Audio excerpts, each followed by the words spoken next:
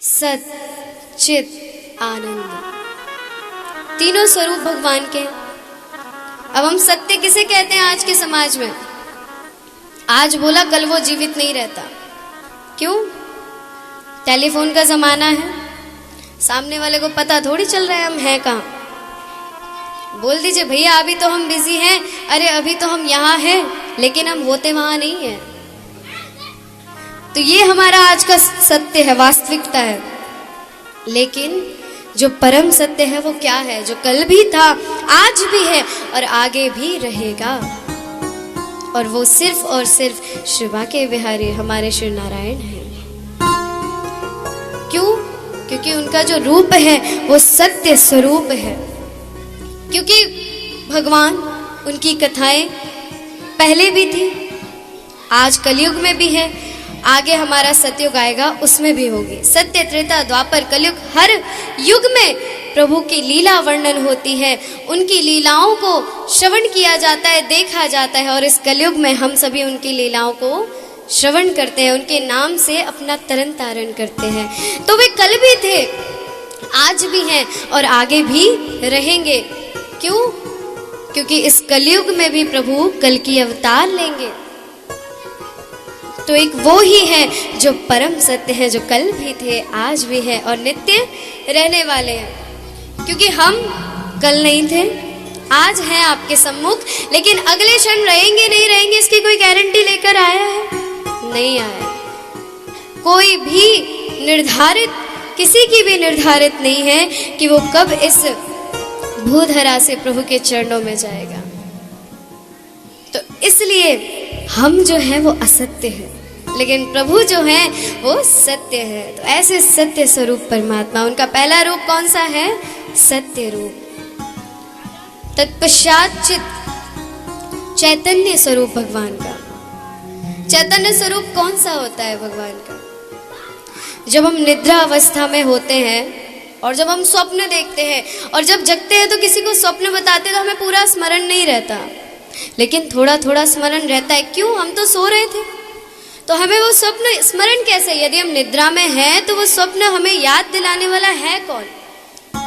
वे ही हमारे चैतन्य स्वरूप परमात्मा है, जो हमारे चित्त में विराजमान रहकर हमारे हृदय में विराजमान रहते हैं। ये सबसे बड़ा प्रमाण है। सब पूछते हैं कि प्रभु हमारे भीतर हैं, हाँ हैं, तभी ये सांस चल रही है। तो ऐसे चित्त, चैतन्य स्वरूप परमात्मा जो हमारे हृदय में विराजमान होकर हमें सत्य असत्य का भान करवाते हैं। आगे आनंद। आनंद की तो बात ही क्या है। प्रभु का आनंद स्वरूप, जब उनका जन्मोत्सव मनाया गया गोकुल में, तो किसी ने कहा था नंद घर कृष्ण भयो जय कन्हैया लाल के? नहीं कहा था, सबने कहा था नंद घर आनंद भयो जय कन्हैया लाल के। तो नंद के घर आनंद हुआ था।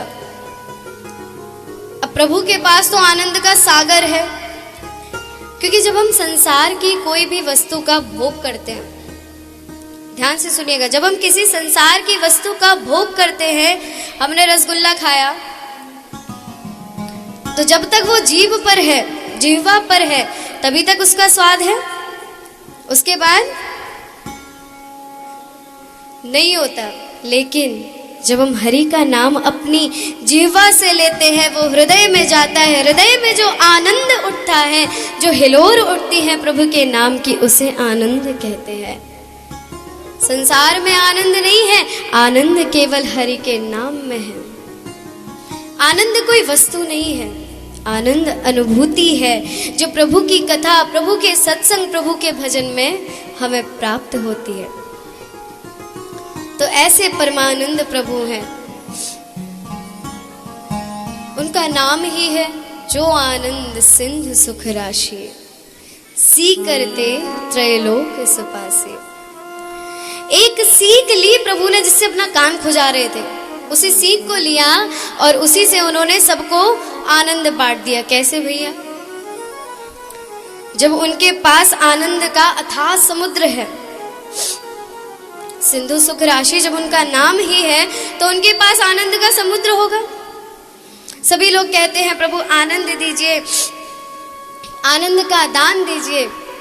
तो प्रभु क्या करते हैं, अपने कान खुजाने वाली सीख को लिया और उस समुद्र में से लेकर छिड़काव कर देते हैं। सब लोग बड़े प्रसन्न हो जाते हैं, अरे आनंद मिल गया, आनंद मिल गया। अब एक बात विचार करने वाली,